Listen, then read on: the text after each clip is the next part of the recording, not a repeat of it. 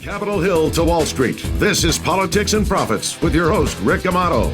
Welcome, everybody. I'm Rick Amato. It's time for Politics and Profits. We follow the trends on Capitol Hill that lead to the profits on Wall Street. We expose the hard facts of what your elected officials are doing when you're not looking. And we show you how you can profit from their politics. The American dream is alive and well, and you can be proud to call America your home. And now, it's Rick Amato. All right, Politics and Profits. Welcome, everyone. I'm Rick Amato.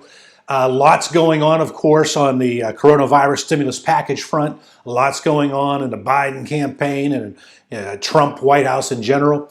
For the latest and some expert insight, let's go to New York City, where we have senior correspondent for Fox News, Charlie Gasparino. Charlie, good to see you again. I'm actually in leafy Connecticut, and I'm the senior correspondent for Fox Business, and you could say Fox News as well. Okay.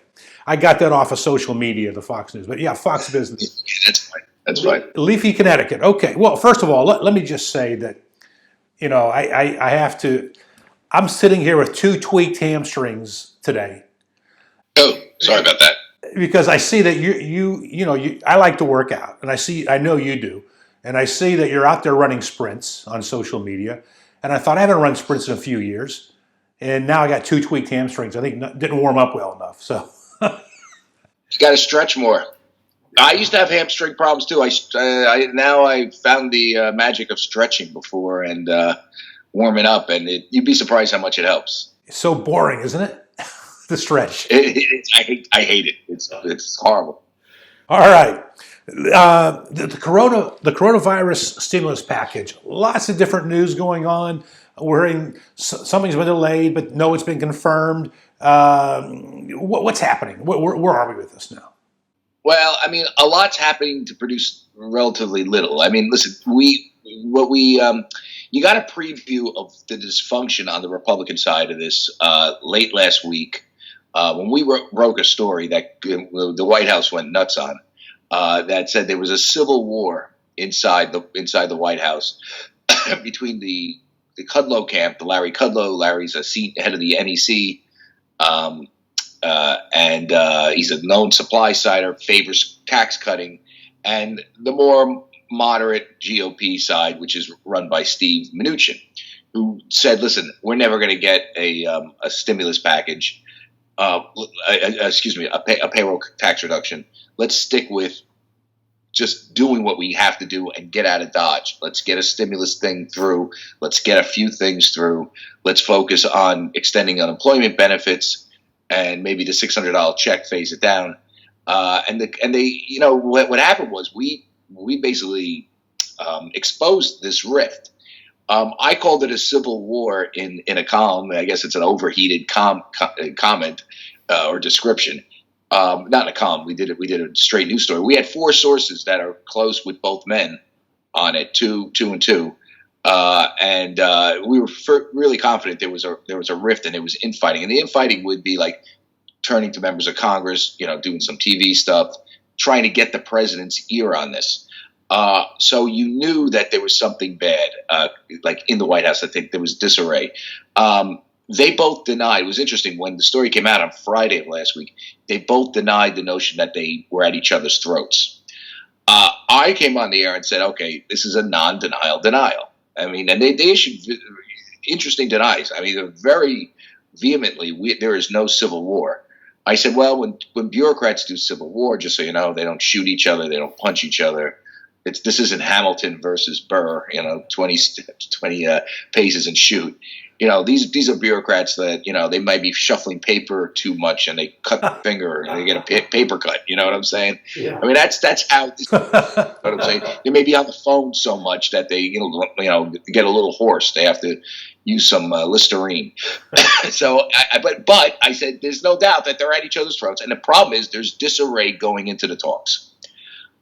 Monday came around, and it was soon very obvious that there was disarray, that there is a huge disagreement between Kudlow's forces and Kudlow and his team of supply side tax cutters and Mnuchin. All you have to do is read the editorial page of the Wall Street Journal today, and it'll lay it all out.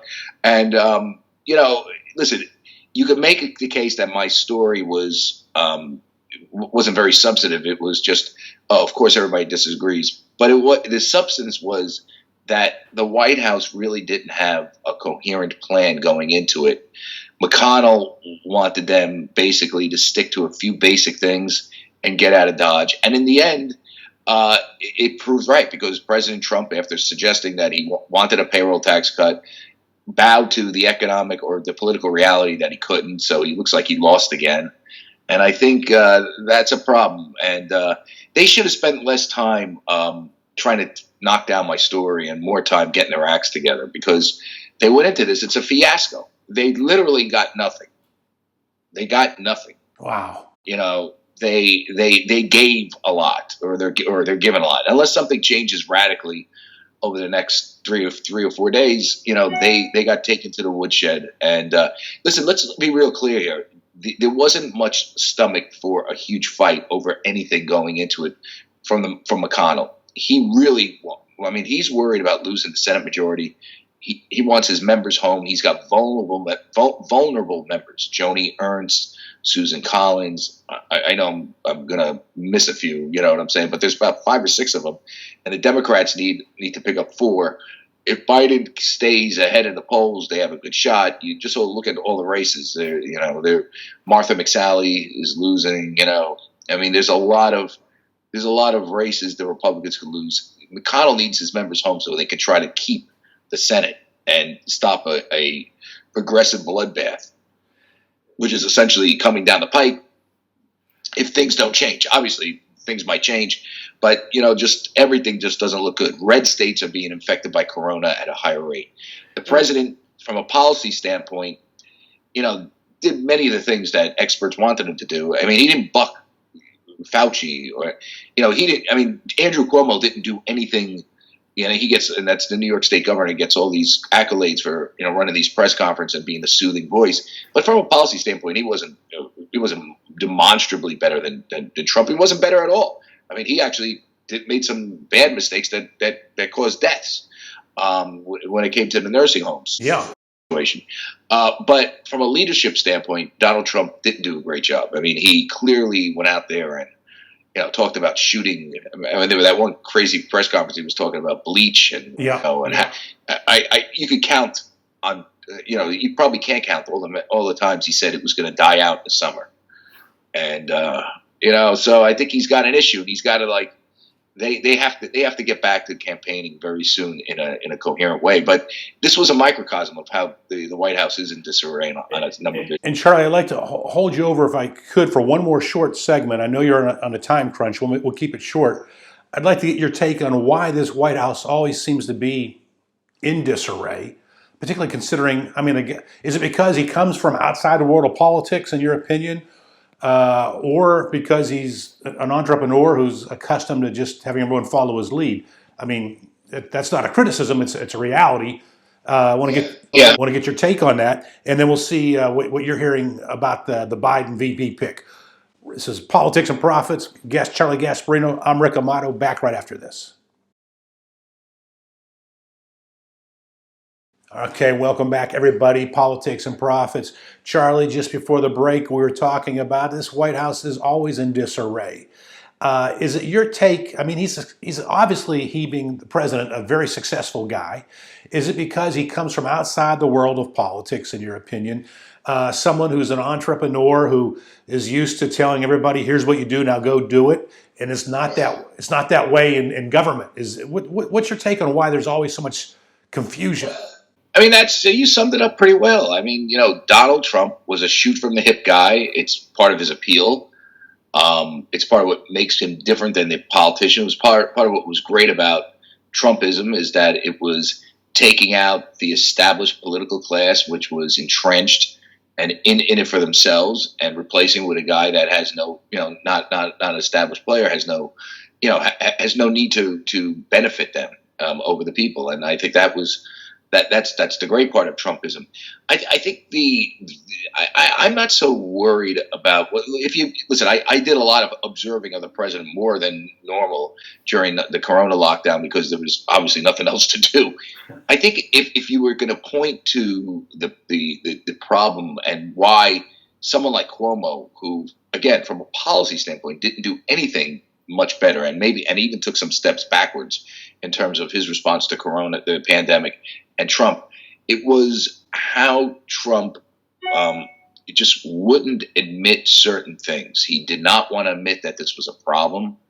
He did not want to admit that. He tried to downplay it personally. The policy didn't, but he tried to push a certain drug, hydroxychloroquine, which the medical community, if you look at the studies, the real studies, the controlled studies for hydroxychloroquine are show it doesn't work as a treatment. The observational studies, which are much lower bars of certitude, or almost no certitude, if you talk to certain scientists, they show it might work. And so he latched on to certain things that he wouldn't throw the towel in on. Masks.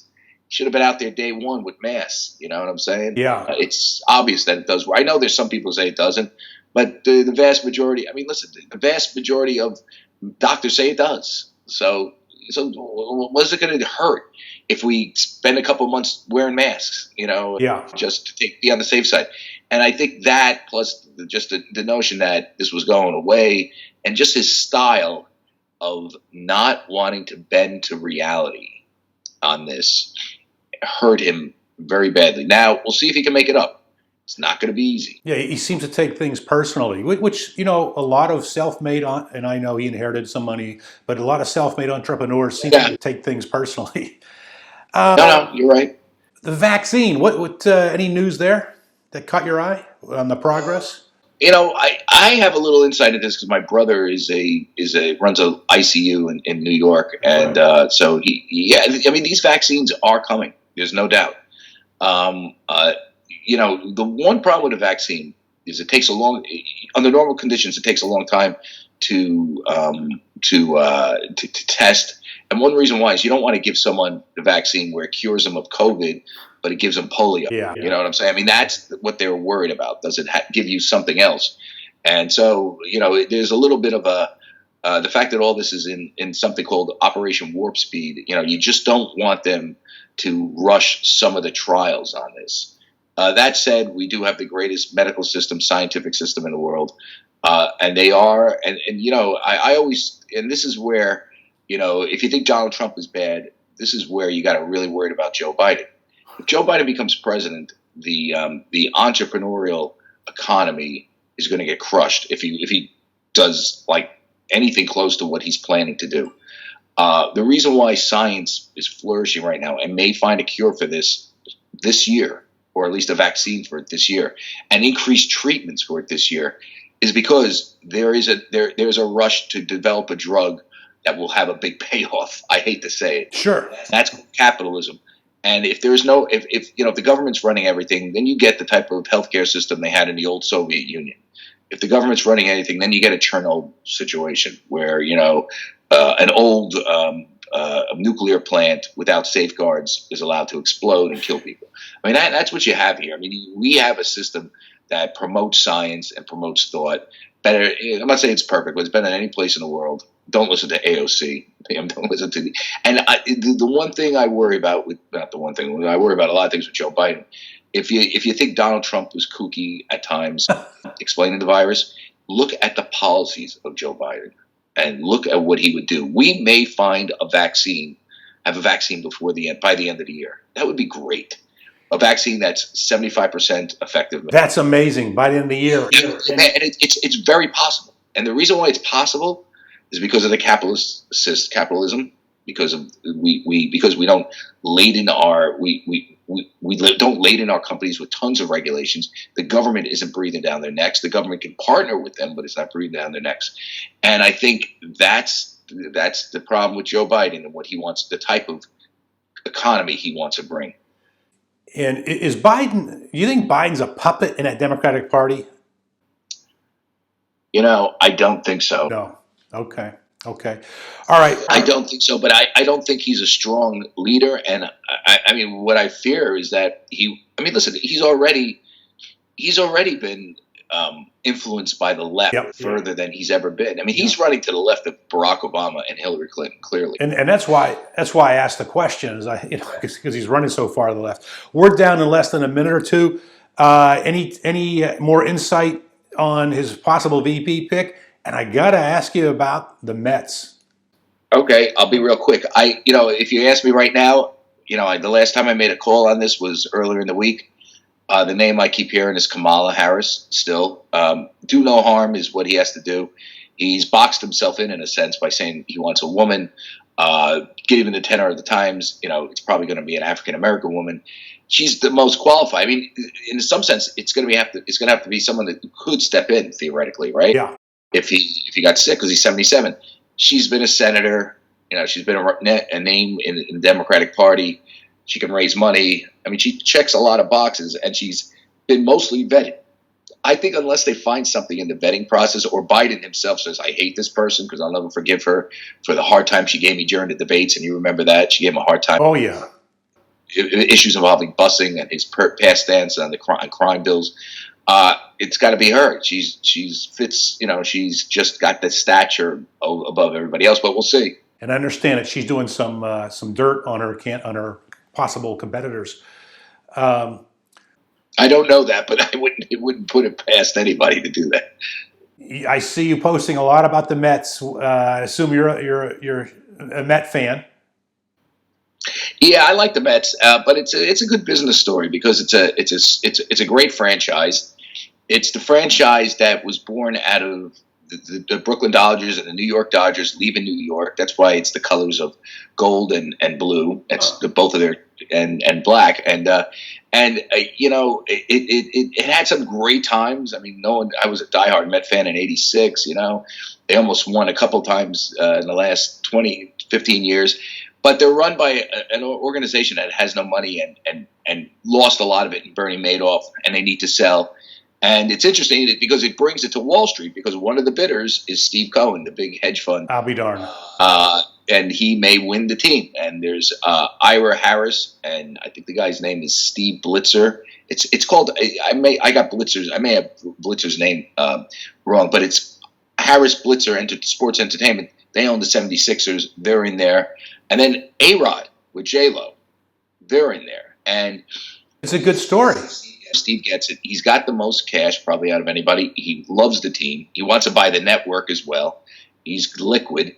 But, I think a lot of the one thing against him, I think you'd say, is that some owners are worried about some of the controversies in his past. Remember, one of his firms got shut down before he opened the new one, Point72, SAC Capital. He came under a lot of scrutiny for insider trading. He never got charged, but some people did, and they had to shut down the firm. It became a big controversy. So people are worried, does that come back to haunt them here? I don't know why it should, because if you're an owner, this has to get through the owners. What are you worrying about? You're worrying about the Mets falling into weak hands. Therefore, the value of that franchise goes down, and it drives down the value of other franchises. Cohen will, help the value of the franchise, no doubt. He's got money to spend on players. That's a good story, and I didn't realize the connection that was so deep to Wall Street until now. Yeah, that's what made it. That's how I got it. Okay, again, our viewers can catch Charlie Gasparino on Fox Business News. Charlie, we thank you for joining us, and have a great day today. You too, Rick. Thank you. Broadcasting from the Liberatory CPA Studios. Back after this. Politics and Profits with Rick Amato is brought to you by Liberatory Accounting, the IRS problem solvers. To find out how Liberatory Accounting can help you, call 877-6-SOLVER. That's 877-6-SOLVER.